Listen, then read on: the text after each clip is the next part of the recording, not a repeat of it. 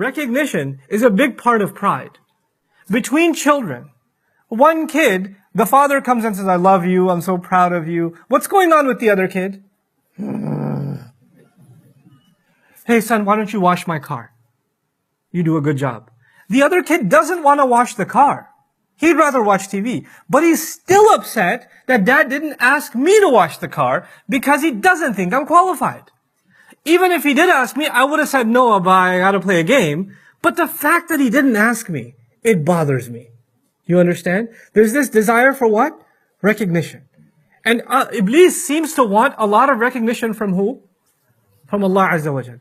He sees that even though responsibility has been had, it's not an award ceremony where he gets to be this free king and he gets to do whatever he wants. As a matter of fact, Allah will tell us about human life on this earth. لَقَدْ خَلَقْنَا الْإِنسَانَ فِي كَبَدٍ. We created the human being in toil, in labor. You know, he's going to be exhausted on this earth. It's an effort to survive on this earth, to provide for yourself and your family, to make a decent living, to get by, to survive the relationships that we have. It's not easy. And yet, it's the recognition that's been given them. He can't stand it. Why was he acknowledged? Why wasn't I acknowledged? Acknowledgement can drive a person to the point where they can become shaitan. And by the way, this is that same acknowledgement that leads one brother to kill the first murder in the history of humanity, Habil and Qabil in Surah Al-A'raf. The first murder happened not over money. It didn't happen over property. It didn't happen over, it was actually a تُقُبِّلَ مِنْ أَحَدِهِمَا وَلَمْ يُتَقَبَّلْ مِنَ الْآخَرِ. They both, offered a sacrifice. One was accepted, the other wasn't. One was acknowledged, the other wasn't. Same jealousy again. What drove the brothers of Yusuf alayhi salam insane to the point where they're willing to almost kill their brother? Throw him in the middle of a well, in the middle of the woods somewhere, out of nowhere. Who knows there's snakes in the well? Who knows there's not scorpions down in the well? It's a ditch in the middle of nowhere. They're willing to do that to their brother. Why? Because they're jealous of the recognition he gets from their dad. Now this idea of recognition, understand that when we think of pride, we think of money, status, power, these things. I tell you, those things pale in comparison when it comes to the human desire for recognition. What shaitan will put inside you of wanting to be appreciated, wanting to be recognized, wanting to be acknowledged. You will have people that even in the name of Islam, that's the scariest part of it. Even in the name of Islam, there are people that are serving masajid. And working at a masjid is not a fun thing, man. It's like applying for the zoning and getting the parking lot redone and talking to the contractors and taking care of the wudu area and all this stuff. It's not a fun thing to do. But there are people who leave their jobs, spend extra hours away from their family to be boards of masajid and volunteers at masajid and have shura meeting after shura meeting about how we're going to spend the money, what initiatives are we going to start, what are we going to renovate, things like that, right? And even within that space, you have people that are wealthy background that they have this thing, I have to be the president of the masjid. I have to be dude, you're already the head of your department at work. You're the doctor that all the nurses are running behind and taking instructions from. You're the head of your household. You're the wealthiest person. You have all these things that put you on top. But there's one place where they're not recognizing me, man. They're not acknowledging what I've done for them. I'm not getting the attention I deserve.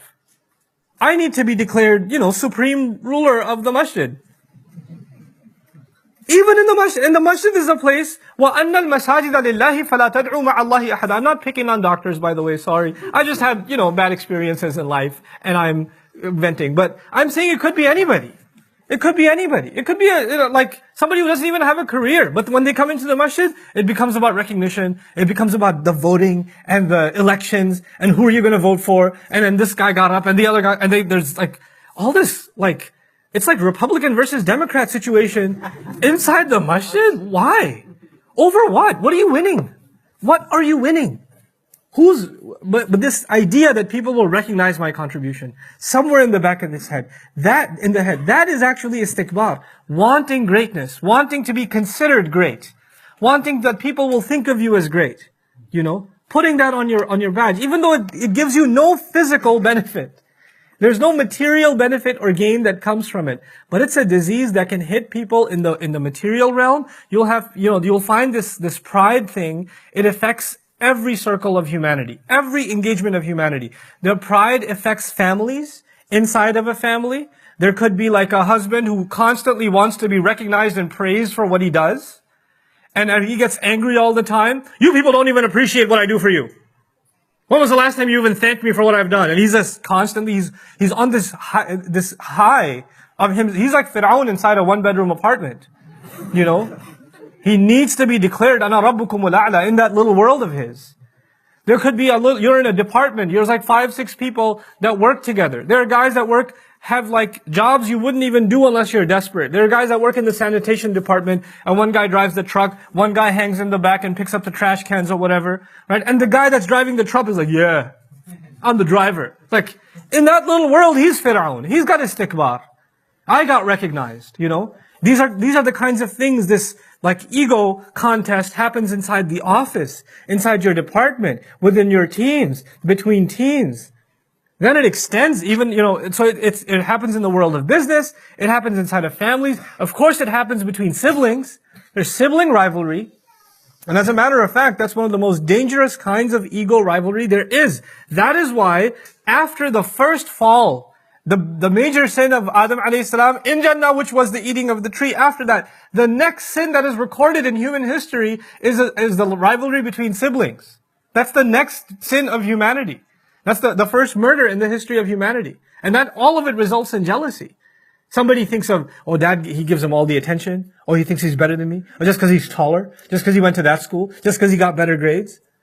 And we don't help as parents. We take the kid who got 100 on the test, and we slap that 100 across the face of every other kid. You see, he got 100? You see? You see? This is why I like him more.